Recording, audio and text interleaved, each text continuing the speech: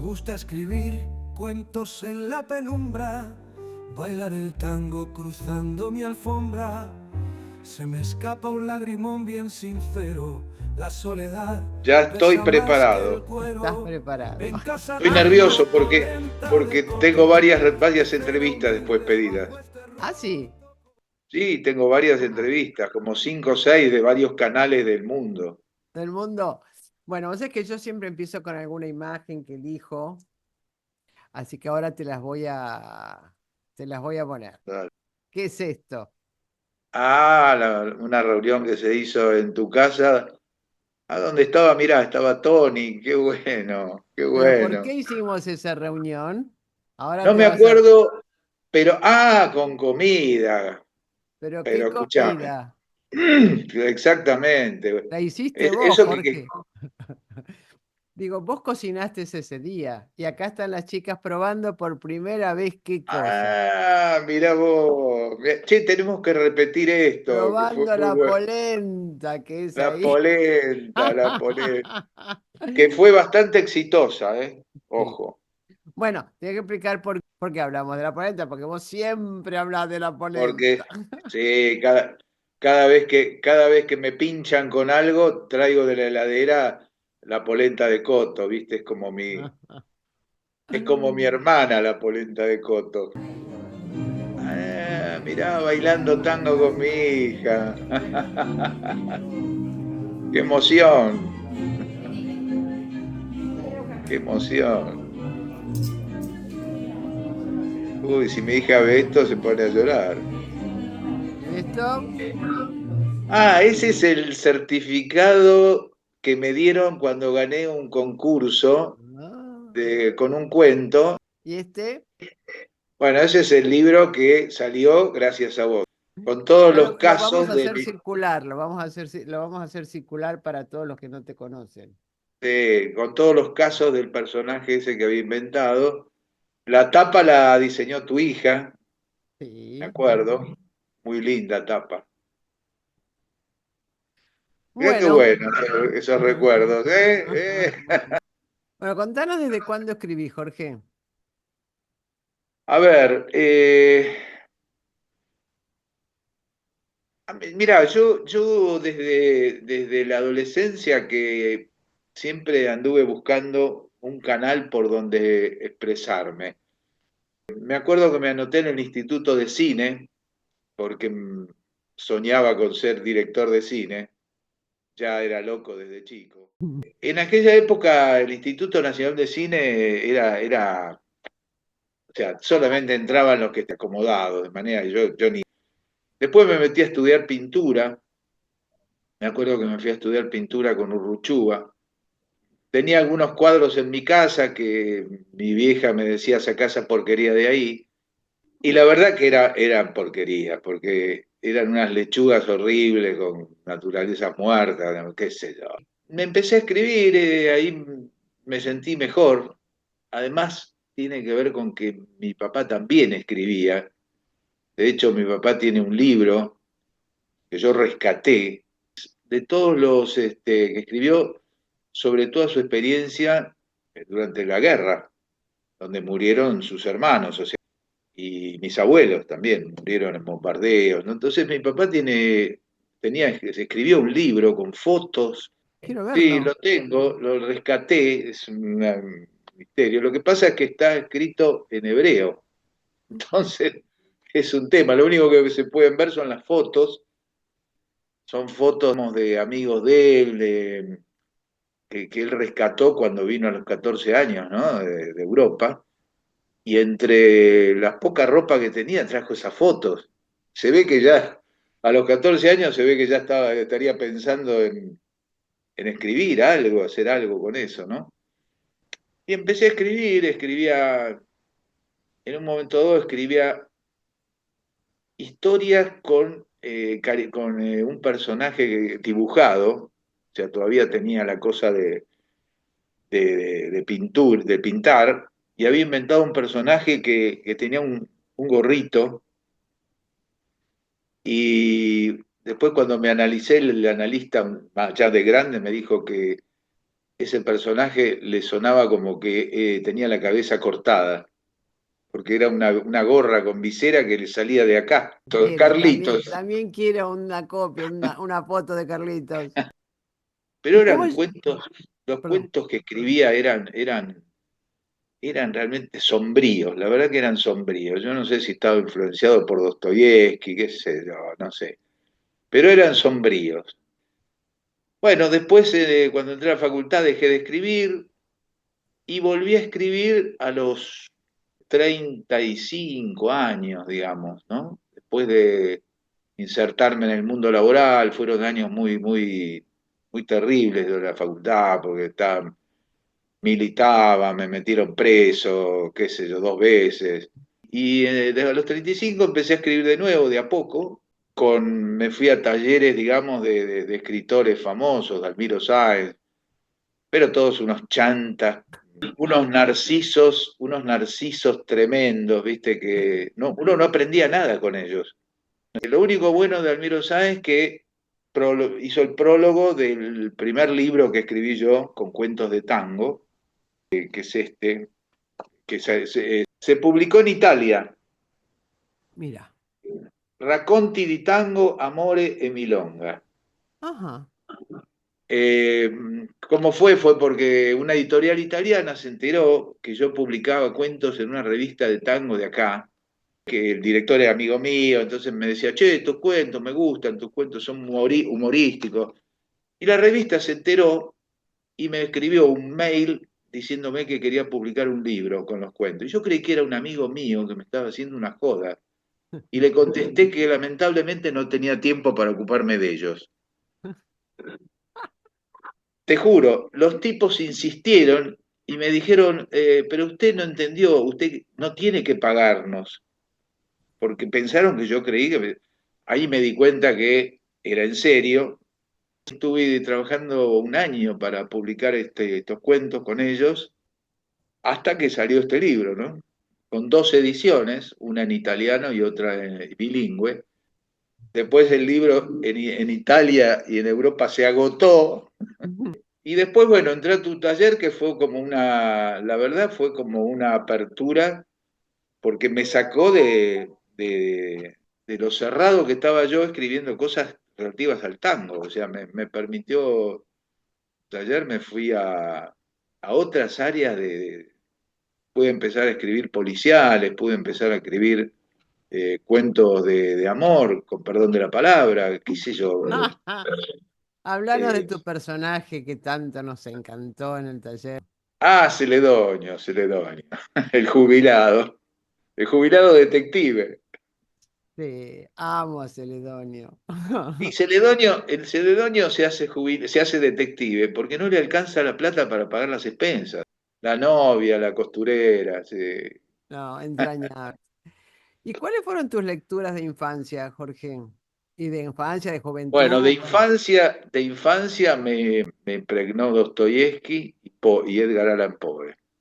Por eso yo escribía medio trágico, ¿viste? Porque estaba Vos influenciado por eso. sos muy bueno con el suspenso. Siempre que uno lee algo tuyo, uno no sabe a dónde nos estás llevando, ¿no? O sea, eso es un talento que tenés fantástico.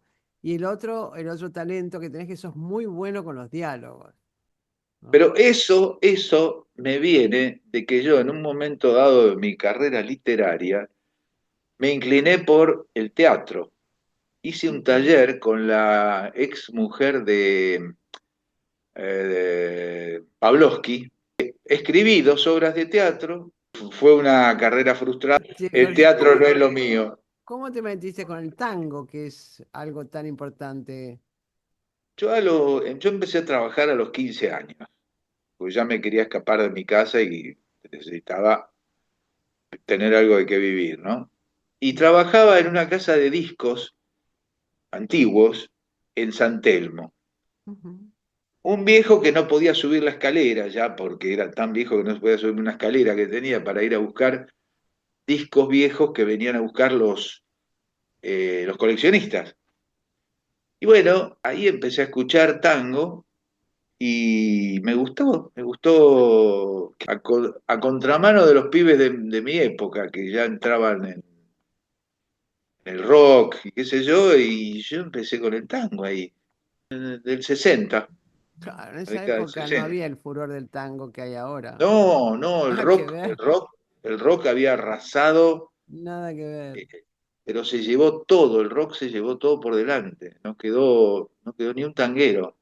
Cuando yo dirigí el programa cultural en Barrios, que fue en los 80, el único lugar donde que era como un reducto tanguero, era un restaurante de mala muerte que había en La Boca, que se llamaba Filicudi, donde iban Claro, todos había una pareja de los que había casado Galán, que era, y estaban los viejos que hacían acordeón en la calle, que iban a tocar ahí, y tal la gente cual, bailaba, era un lugar tal cual. fantástico, se abría, En una abría esquina, en una esquina, exactamente. olor No, a rancio. los reductos de tango en realidad en aquella época estaban en el Gran Buenos Aires. Y había uno en la calle Bartolomé Mitre, que era un club. No, no, perdón, en la calle Cangallo, hoy se llama Perón, que era un club, es un club italiano, y los sábados a la noche iban ahí, ¿viste? Y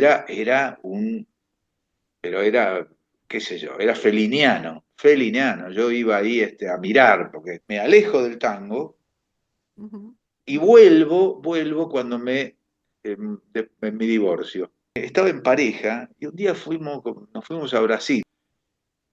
Estamos en un lugar donde a la noche se juntaban en un patio y ujú, ponían música para que la gente baile. ujú.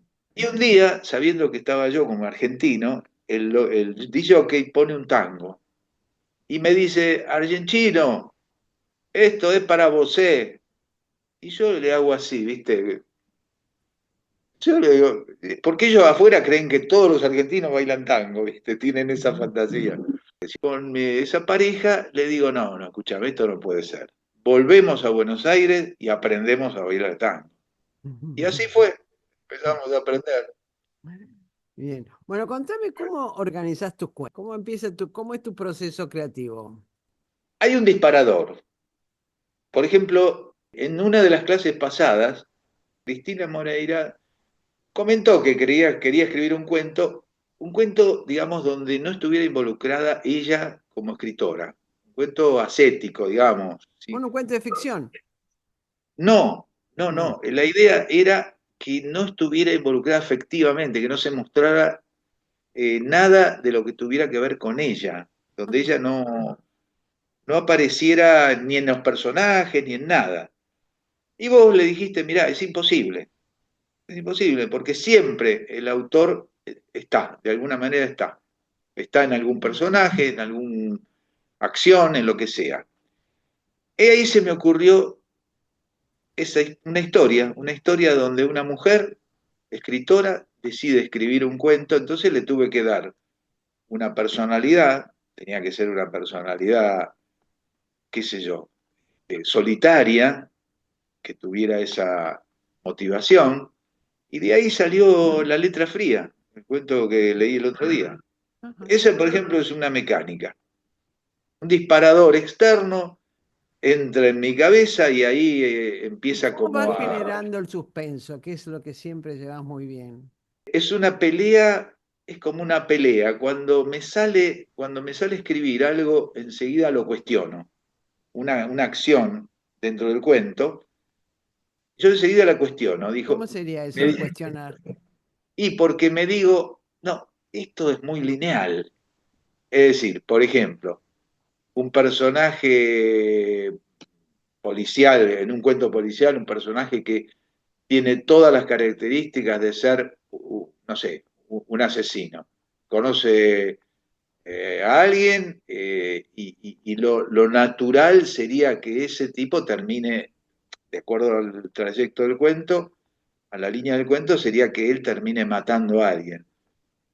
Y yo me digo a mí mismo, pero esto es muy lineal, esto es lo esperable. Y entonces corto y digo, no, el asesino tiene que ser el otro, por ejemplo. Ujú. ¿Me entendés? Y ahí entonces se genera realmente una situación de, de sorpresa, de suspenso, eh, como que atrape al lector. porque si no, en la mitad del cuento se aburre y dice, nada más sí, esto es de Pato Donald, y se va.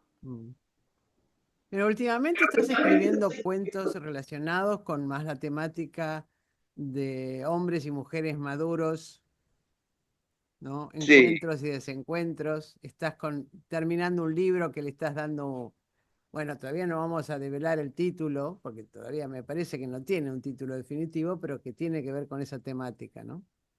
sí, sí, sí. Ahí también, vos fíjate que todos los cuentos, para no terminar siendo lo que era en su momento Corín Tellado, ¿te acordás? Los cuentos de amor que terminan bien. En Sí. mis cuentos todo termina para el diablo, o sea, que es la vida, así es la vida. Por lo menos la mía, ¿no? Mm. Bueno, vos tenés como un alter ego, ¿no? Que es ese personaje. ¿Cómo sería tu alter ego? Tiene una. Que Mi alter aparece ego, mucho en los cuentos. y mi alter ego es casi una figura medio payasesca, porque es rayano con lo cómico, digamos, con el humor. Para mí el humor lindo no es el humor que te hace reír a carcajadas, es el Mm. humor sutil, que llega y se va.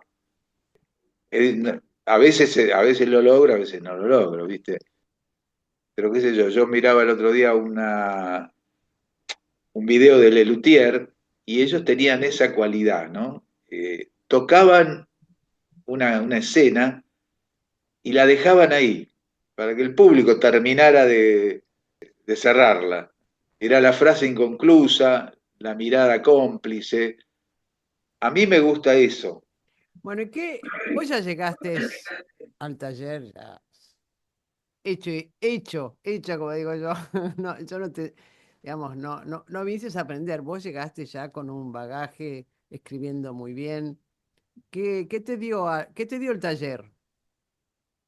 El taller me dio lo que no me había dado nadie, ningún taller, me dio un espacio donde estás vos que sos el incentivo de todos nosotros, te digo en serio, pero además, pero no, pero además están los compañeros, Mm, todos los compañeros, que muchas veces yo creo que no somos conscientes, ni ellos son conscientes de todo lo que me dan, ni uno es consciente de lo que uno le da a ellos.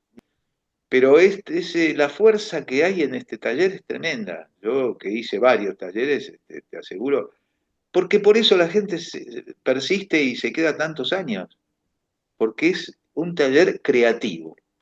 Y eso es un lindo logro. que decís, me encanta. No, no, Aunque vos pero decís que me pongo mala. no, no, no, eso es obviamente que sos mala, pero eso es algo que realmente te digo, una fuerza que es una energía, para decirlo en términos modernos. Es Mm. una energía, viste, que no se apaga, es increíble. Y cuando uno está medio zozobrando y de pronto resurge con alguna cosa inesperada, tuyo, un incentivo de acá o de allá. Yo no hubiera podido escribir lo de Celedonio si no hubiera estado en el taller. Si al final de cuentas fuiste vos la que me dijo un día, che, ¿por qué no juntás todos los casos de Celedonio? A mí no se me había ocurrido, ¿viste? Jorge, decime, ¿qué te acordás de tu tiempo en el taller? Algo así que, no sé, que te resulte agradable o que cuando empezás en el taller te acordás. Bueno, las reuniones de fin de año, esas donde nos juntamos todos y donde todas las creaciones que hacemos, las que hemos hecho. Por ejemplo, nunca me voy a olvidar de aquella que hicimos, El el, conventillo. el Oh. conventillo de la Vir. ¿Eh?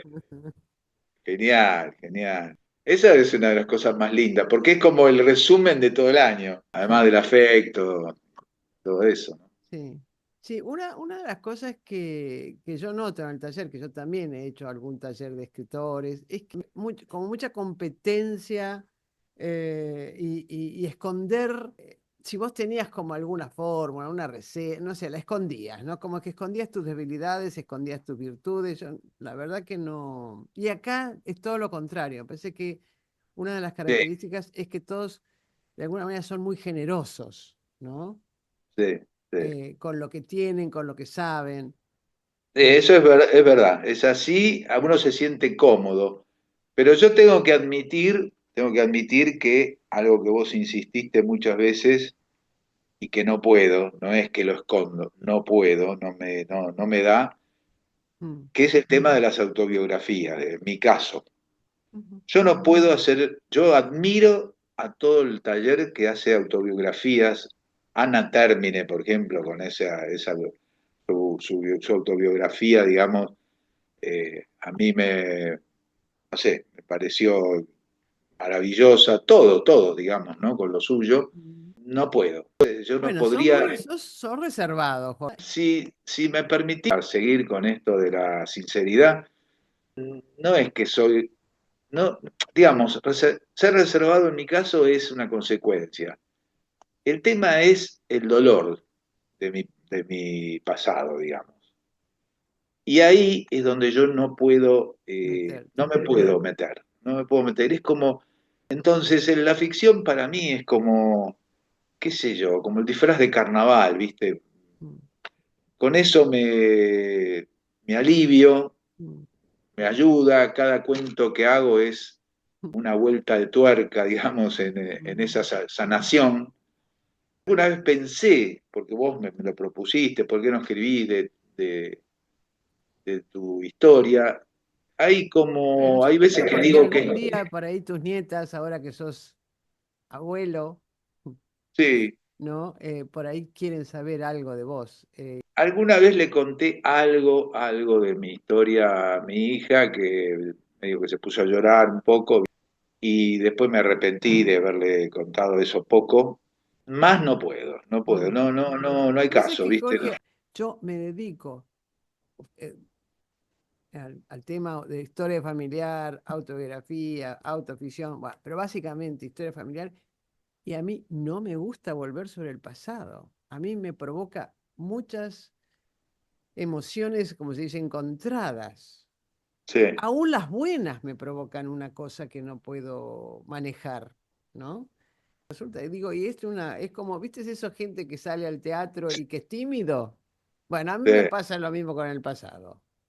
Bueno, escúchame, Vida más trágica que cualquier otro. He tenido, bueno, una vida. no, cada uno con su tragedia. Sí. Yo lo que he logrado, digamos, con mi pasado es perdonar, he logrado perdonar realmente a progenitores.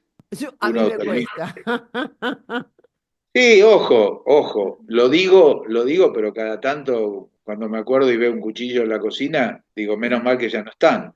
Mm. Pero por lo menos haber entendido, lo cual, Eso es lo que uno puede hacer es entender, ¿no? Entender. entender, No qué sé, sé yo. perdonar, qué sé yo, no sé, pero Es entender. medio, es medio falso también, Mm, ¿no? Ayer hablábamos en el taller de Kafka y su padre, y yo cuando leí la historia de ese escritor con el padre, que fue terrible, bueno, es como que uno se consustancia con esos personajes de la vida real. Y bueno, por eso me gustan obras como Hamlet, que habla del padre, es otra suerte de padre la que había tenido este personaje. En el caso del personaje difícil fue mi madre, no mi padre, justamente al revés, ¿no? Uno es lo que es, en parte, en gran parte, por esa gente. por esa gente que anduvo ahí hinchándole la vida a uno, ¿no? ¿Quieras decirle a alguna persona que quiere escribir o que escribe de acuerdo a tu experiencia? Entrar a un taller. Entrar a un taller y ver qué les pasa. Anímense, ¿viste? Creo que ese es el tema, ¿viste? Porque Mm. solos en la casa iban a seguir siendo lo mismo, ¿viste? Bueno, ¿y qué nos vas a leer, Jorge? Yo elegí un cuento de aquellos que escribí, que tengo publicado en ese libro de cuentos de tango. Bueno, el cuento se llama Caña, Milonga y Embraje. Ok. Los hechos absolutamente verídicos ocurrieron en el barrio de Palermo, que en aquella época no se llamaba viejo porque era menos que nuevo. Allá en las primeras décadas del 900, en el célebre salón Lo de Hansen. Un lugar en el que se mezclaban chinitas atorrantas, rubias del Royal, milicos, niños bien dispuestos a probar sus conocimientos de boxeo y los taitas más guapos del Buenos Aires de entonces. Todos unidos para bailar tangos al son del trío dirigido por el violín de Ernesto Poncio, músico y matón de pocas pulgas. Eran veladas de entreveros amorosos, kurdas echados a patadas, varones agraviados y alguno que otro cruce de cuchillos que se procesaba al oscuro. Al caer la tarde, las obreritas pasaban frente al boliche, echaban una mirada hacia la puerta para relojear qué se cocinaba en ese antro y apuraban el paso para que la noche no les cayera encima. Entre todos esos andaba un tal Eusebio, uno de los últimos payadores venido a bailarín, que no sobresalía de la mediocridad general, pero cuyos gustos solían gustar a los parroquianos. Por ahí alguno que otro malandra quedaba medio calentito cuando se sentía tocado por un relato del payador y saltaba como perro picado por pulga. Tampoco faltaba la cocorita, que creyendo que hablaban de ella se ponía como loca en medio de las risas de los clientes. La cuestión le vino fulera a Eusebio cuando se metió con la hija del Tano de la Herrería, una tal Carmela, alias la Gringa. La muchacha era peligrosa porque además de sus flirteos con cuanto malevo le andaba cerca, también los estafaba. Apenas la conoció, Eusebio se tensó en un romance difícil, comentado por toda la chusma. La mujer arrastraba el estigma de la tradición y la mentira, pero se dice que él fue el único varón que la marcó por primera vez en su vida. También se comenta que debido a su arrogancia, ella no pudo soportar que alguien pesara de esa manera en su existencia, y no solo lo abandonó por un cacatúa y simplón, sino que lo denigró y calumnió entre los habitués del lugar. Las acciones insidiosas de la mujer recrudecieron, porque menos aún le perdonó que él haya sido el único que le cerró la puerta a sus juegos seductores. El payador milonguero, rodeado de pocos pero buenos amigos, soportó estoicamente los embates de la mina. Una noche cayó al lugar uno que prometía ser un gran escritor, nada menos que el entonces joven Jorge Luis Borges. A eso de las 2 de la mañana, el literato se acercó a Eusebio y, conociendo sus cuitas, le preguntó por su situación. Hombre inteligente, el payador entendió perfectamente de qué le estaba hablando. Vea, don Borges, le dijo, no soy un cobarde, pero ¿para qué les voy a dar el gusto a esos dos miserables de ir presos cargando con sus muertes? Ninguno de ellos vale la pena. Los voy a matar, pero de otra forma, concluyó. Y allí nomás apagó las voces de la concurrencia y se puso a contar la vida de un taita, es decir, su propia historia, hechas de las afrentas que recibió de la arpía y del canallita que la secundaba. La gente escuchaba atenta y no volaba una mosca, esperando el desenlace ante el aplauso y los silbidos. El heroico personaje del cuento finalmente mata a los dos sinvergüenzas, abriéndolos de par en par. Dicen que Borges fue a saludar al payador después de escucharlo. Lo felicito, parece que le dijo. Usted no lo sabe, pero ha cometido el crimen perfecto. Lo llevó delante de todo el mundo, admitió ser el homicida, dejó los cadáveres a la vista y sin embargo no hay tribunal en el mundo que pueda ponerlo preso. Y por si eso fuera poco, los muertos deberían agradecerle, porque consiguieron una fama que sin duda no merecen.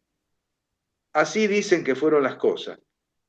Parece que al cabo de un tiempo Borges volvió a lo de Hansen, pero no encontró al payador, porque según cuentan se había ido a vivir al sur de Brasil. Tampoco se supo más nada de la pareja traidora, lo que hizo sospechar al escritor que tal vez Eusebio los había matado realmente y por eso habría escapado a la frontera. Por otro lado, dicen que para escribir el famoso cuento Hombre de la esquina rosada, Borges se basó en esta ya olvidada historia. pero se dicen tantas cosas en este mundo. Me encantó escuchar, me gustó saber Bueno, alguna cosa más de vos. bueno, muy lindo. Gracias, Chao. besos, chau, chau.